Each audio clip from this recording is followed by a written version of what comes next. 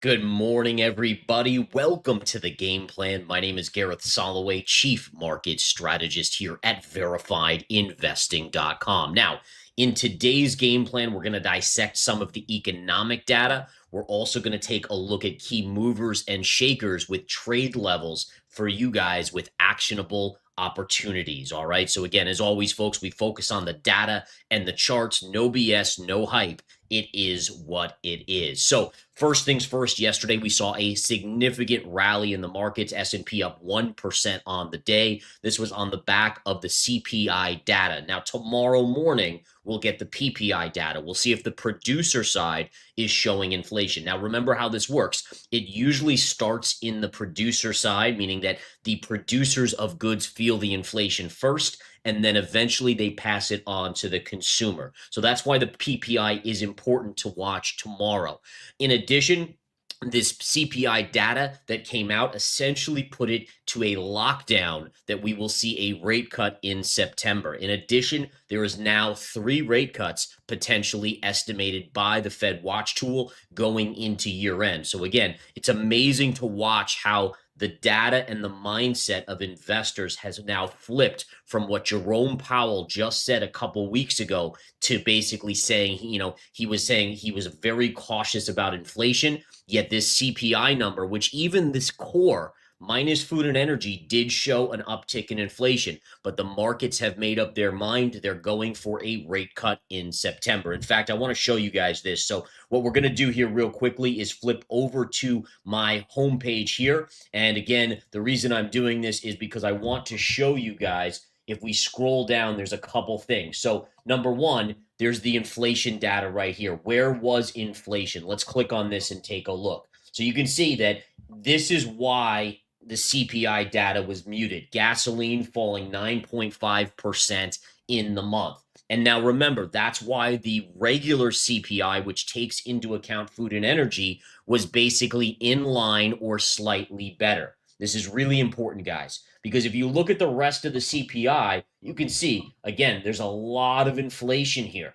A lot of inflation, but this really anchors it. And that's why, again, when we got the core number and you remove food and energy, i.e. gasoline, you actually saw inflation upticking. So things like that are very, very important to take note of. In addition, we can go down even further here. Let's go back to the homepage, scroll all the way down to the Fed Watch tool. And if we click on the Fed Watch tool, look at this. The market is now basically saying as close to 100% chance of a rate cut in September, 99.9% chance. I don't know if I've ever seen that, folks, this far in advance. We're basically a month plus out, and the markets again are saying there is a basically no chance of no rate cut. We are going to get a rate cut in September. And then look at October. October is actually close to 70% for another rate cut. And even December, the December meeting is favored to see a rate cut as well. So again, these type of things, you have to pay attention. You may say, wait a minute, why did the markets rally yesterday? Number one, the economy, yes, it's slowing. The jobs market is slowing, but we are seeing, again, inflation, at least to the investing public, they're not concerned enough, and then they're rejoicing over rate cuts that the market is now pricing in. Now, the question is, on the charts, does this change anything? We're going to take a look in just a second. But that is something else, folks. I'll tell you, that is quite something to behold, to see the odds favoring a 99.9% chance of a rate cut in September. All right, S&P futures chart. Let's jump right in here. Taking a look, what do we have? The S&P is gently floating higher today, very reminiscent of what we've seen in recent weeks and even months, where the markets in the overnight generally float higher. And then oftentimes early in the day, we'll see some selling pressure. We even saw it yesterday. So this was the CPI data release right here. You can see we talked about how there was a little insider information that slipped out on that CPI data as the S&P futures rallied up into that release. Very obvious that people had that number ahead of time. Not me, not you, but there were certain people that knew that number was going to come out, that was going to be good for the markets. We then did see, when the markets opened right here, a sell-off Again, oftentimes that's when the volume is heaviest. That can be some institutions unloading. And then once they shut off the faucet, and then we saw the markets floating very securely, grinding higher all day long. From that point on, you can see again, this is where we closed yesterday, and the markets again are higher this morning. All right, now let's go to the S&P daily chart and take a look. What do we have here? So there is an update that I need to give you based on pure technical analysis. We did close on the S&P above the bear flag high.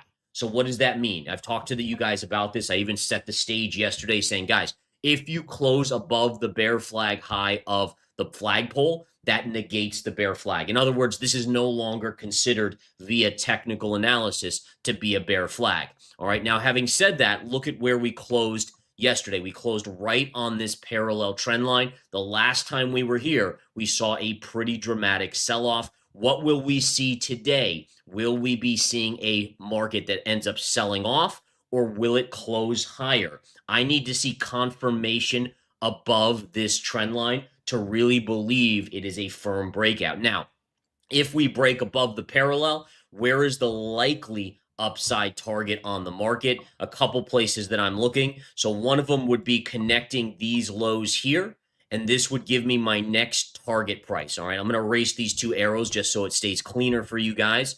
And notice, guys, listen, notice that I was liking the bear flag on the S&P 500 because that was the dominant force, right? We saw that on Bitcoin, and it played out beautifully to the 111,800 level. So I am a steward of the charts and AKA the probabilities. But once a bear flag is negated, it's negated. It just is. Now, again, we still have the parallel here that we'll watch and see what it does. But again, you can't just hold on and say, oh, well, the bear flag is, I'm just going to continue to believe in the bear flag. Like it just isn't there anymore. So you have to go and say, okay, it's no longer a factor in my thesis. Now, the parallel is still there, but we have to monitor that very, very closely. All right, so back to the charts we go. If we do confirm above this parallel, this is a beautiful trend line. Look again at this price action here. You have this low to this low to this low. All of that would then yield the possibility that if we were to continue up here, we would go to about the 66 to 6,700 level on the S&P. That's a great trend line right there. Fantastic trend line. Again, upsloping low from October of 2023, which, by the way, is where the parallel channel started, to each subsequent low until the breakdown of the April Liberation Day collapse, right? And this essentially would be a retrace to the scene of the crime. And so what I'm saying to you guys is that if we confirm above the parallel channel, you should grind higher, probability-wise would favor that, to about the 66 to 6,700 level. Now, granted, that's only another 150 to 200 points or so higher on the S&P. It's about 3%. But nonetheless, that would be your next upside major resistance level, where basically investors would start to see whether the bulls or the bears win out at this next battle. And that's really what's going on here, right? Each level that's technical resistance or support is a battle between the bulls and the bears. All right. Now on to the US dollar. The dollar is inching a little bit lower, still stuck within this kind of range here. One little tidbit, and again, this isn't neither here nor there, but you can see right here that you have this little pivot high to pivot high. We broke above it, and now we're kind of holding there. Now, again, is this tradable? Not for me, right? I mean, you're still stuck between two major resistance and support levels here, but I just wanted to show why the dollar is kind of hovering right in this level, because again, you have this this was actually an inverse head and shoulders right here. You broke out, and now you've retraced to the scene of the crime, aka the neckline of the inverse head and shoulders. So there is support here, but it's not for me tradable at this point because it's still within a bigger range. The 10-year yield yesterday actually ended higher, even though we had that inflation muted data. At least the market took it as muted data. Again, as I discussed earlier in this game plan, really you have to, you want to do an in-depth deep dive. But listen, the markets want to believe what they want to believe. And so price is truth. We always have to remember that price is truth. It doesn't matter what you or I think, whether the numbers we think is faked or whether we think they're skewed or whatever it may be. Whatever the market does, that's just truth. We have to trade what is there. Now, it doesn't mean that down the line the market won't have a come to Jesus moment, right? Where it's like, holy cow, this is now a major, factor, and we're going to start believing that those numbers weren't real or that inflation is more inbred in this market. But at least for this time, the markets are willing to sweep that under the rug. In all fairness, we got that jobs data a couple weeks ago where they had these massive revisions, right? And has the market basically sold off for one day. One day on we were selling off the previous day, but that was before the jobs data. You had one day, and then the markets resumed their grind. And granted, it's been a grind. It's not like the markets are going up 2%, 3% a day. It's been more of a 0.25% type move, but consistent until yesterday, where we got 1% on the S&P. All right, so let's continue on here. Again, what type of pattern was this? This was a bear flag, and we're starting to see it play out. So again, it shows you that while bear flags can be negated, there's a probability to each one. So if you aligned 10 of this type of pattern, including the one on the S&P, about 7 of them would play out to the downside, while 3 of them or so would not. And again, that's a 70% ratio of bear flags when you have a good bear flag to not. And I think that's really, really important here to understand. So in the case of 10, the S&P was one that didn't. But then you look at 9 others or 8 others, and most of them would play out. All right, let's talk Circle, guys. Yesterday, let's talk about what I gave you guys in yesterday's game plan. In yesterday's game plan, I gave you a short on Circle based on the gap on earnings, saying that this 187 to 188 level was going to be a good day trade short. Look, this was the level I gave you guys yesterday. We went right up there. Look at the sell-off on Circle the rest of the day. Now, I'm going to break down to you. You guys know, listen, I always try to call out shady things in the markets. Yesterday, we talked about how, again, the data, is it truth? Is it shady? What's going on there with the data? Is the data going to even be trustworthy, or are we going to be the new China in terms of no one believing our economic data? On Circle, I'm calling them out today, and I'm going to tell you why. Because they reported earnings yesterday morning. The stock gapped up. Great gap up. And I'm sure there were a lot of investors. In fact, the volume was massive. So there were a lot of investors that bought up here. Now it came back in, and most people would say, okay, well, it's just the way the chart worked. I mean, price just sold off. I mean, people took profits. Yeah, until after hours yesterday. You know what happened after hours yesterday? They announced they were selling 10 million shares on the open market, essentially diluting shareholders. Now, let's talk about this. Just like I called out yesterday, by the way, the S&P futures, 30 minutes prior, you saw buyers coming in. That was insider information leaking out to the powers that be, not me, not you, but the powers that be that knew that data on CPI yesterday ahead of all of us. All right, but now on Circle, take a look at this. So after hours, they announced they're selling 10 million shares, so diluting shareholders. Who do you think knew about that information when it gapped up and sold off all day? And then all those retail buyers that were like, wow, this is going to go back to its highs because these were great earnings. Not so much. They're all underwater, basically 10% or more now on that trade. And the stock, by the way, is lower. It's not down precipitously, but this is where the announcement came out yesterday after hours and dumped out. It's only down a little because the markets are so bullish. But again, these type of actions, I think we as a group have to call these people out. All right. This action, this shady behavior is honestly, it shouldn't be acceptable. It shouldn't be. And again, it is, unfortunately, basically people don't get prosecuted for this, but again, it's just not, it's not right. There's a lot of shareholders that were reacting to those earnings, buying it here. And again, now they're down over 10% on that trade. Either way, the level I gave yesterday, the point of me bringing this up was the level, right?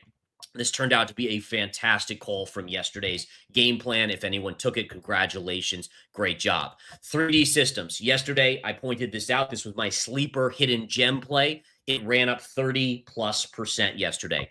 I gave it in the pre-market. You could have had all you wanted at about $180 to $1.85 right here. And it subsequently ran as high as $2.42. Today, it is trading up slightly. I wouldn't chase it here. If you got in, that's up to you. You all can make your decisions on where you want to take profits. But again, 30% on 3D Systems off the alert in the game plan yesterday. And by the way, I'm looking at new ones Tomorrow, I will try to have a new sleeper play or hidden gem for you guys, so you guys can potentially, again, I just bring this to your attention. You guys do with it what you want, but I do point out these ones that have that potential to make big moves to the upside.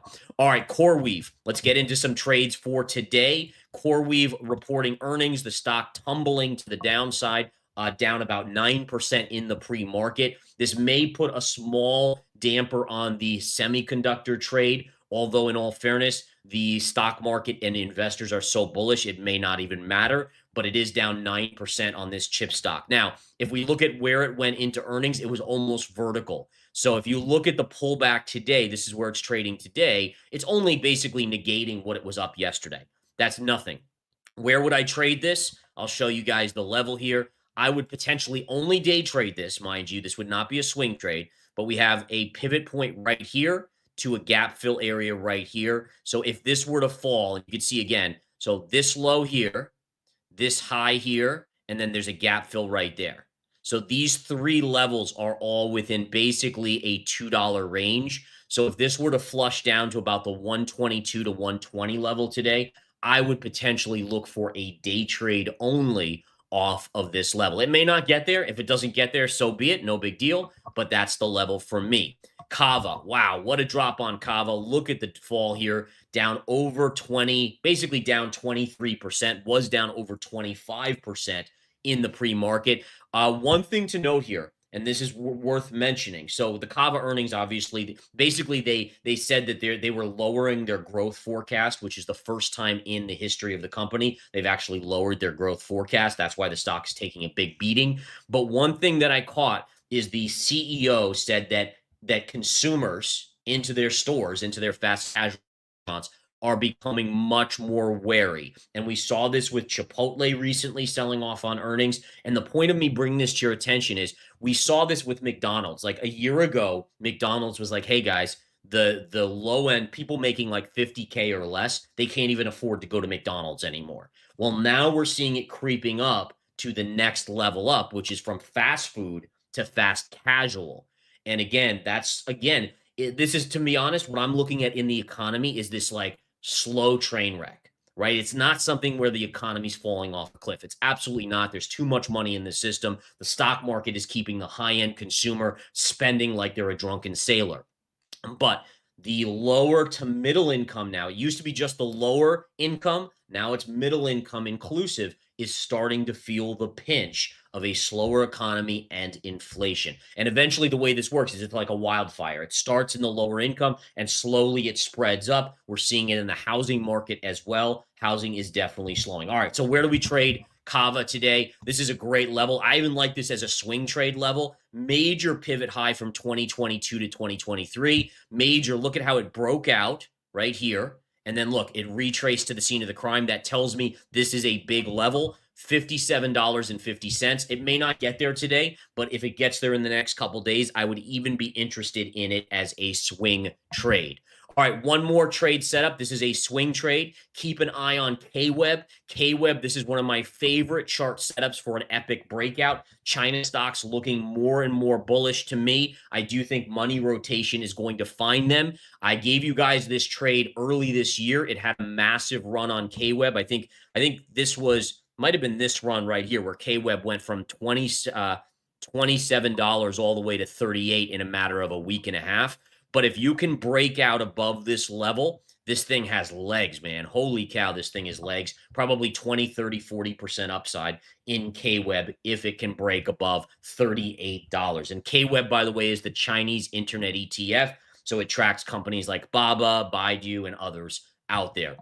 All right, let's get into Bitcoin, guys. Bitcoin is creeping back up as the bull market continues in stocks and risk on. Again, the big thing here is just follow this. 123,200 to 300. That's your topping tail high. Again, on technical analysis, if you close above that, it negates the bearishness of the topping tail and it frees the chart from that encumbrance. So just keep that on your radar. Everything underneath, listen, the odds aren't amazingly strong to the downside, but it would be greater than 50% that this would roll over as long as you don't have a daily close above that level. Ethereum, look at this push on Ethereum, guys. What a move up. It continues up. I did want to show you guys a potential measured move here of what is interesting on this. If we take a look at this here, right? So we have this bull move, and then we drag this up. Look at where we are. So we are coming into some resistance. This would be considered a measured move, which again could be resistance. And then also on the daily chart, look at this. We're on the weekly. I flipped over to the weekly. We're approaching the all-time high. So you are starting to get into an area here where you could see some profit taking, double top, and the measured move. But again, Ethereum is the new hot commodity, right? It's the new hot topic here, and money is flowing in. You will get a pullback, though. There will be a pullback. For those of us like me that are swing traders, there's opportunity here. But again, just be aware that use the technicals appropriately. Solana, also getting a bull move here. Look at this beautiful parallel. Solana should head up to about 214 to 215, and then I would expect it to run into major resistance, high pivot, and high pivot. Tells me that this will likely be resistance. Gold, let's go to gold here. Gold, small, maybe inside bar, bearish flag consolidation after being rejected here. Again, if it breaks above 34.15, okay, bull play on to all-time highs. As long as it stays below here, odds favor a continued rollover. Silver, let's go to silver real quick here as I'm running out of time on these game plans. Silver is pushing up. If it gets back to 39.65 or so, there will be resistance there. We'll have to watch to see how it behaves. I am not long or short silver. If it comes down to 34.65, I would be a buyer. But again, right now I'm just watching to see which way it ultimately ends up going.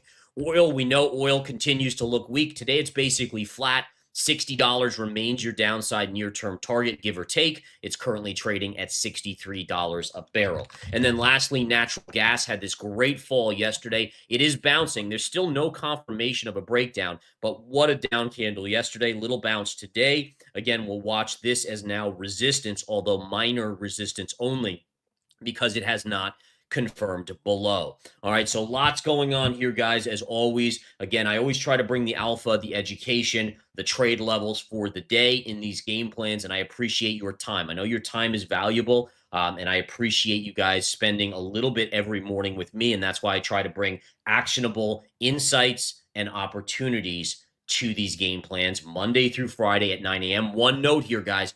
As of Friday, starting Friday, my game plans will only be on the Verified Investing YouTube, not on my YouTube. So just be aware that you may come on Friday and be like, where the heck's the game plan? Just go to Verified Investing on YouTube, or you can come to verifiedinvesting.com, and then it's always on the homepage live as well. So it's one or the other, but it will not be, same thing with trading the close. It will not be starting Friday on my YouTube, just on Verified Investing's YouTube. So, all right, you guys have a great rest of your day. Let's go make some money. Have a good one. Take care.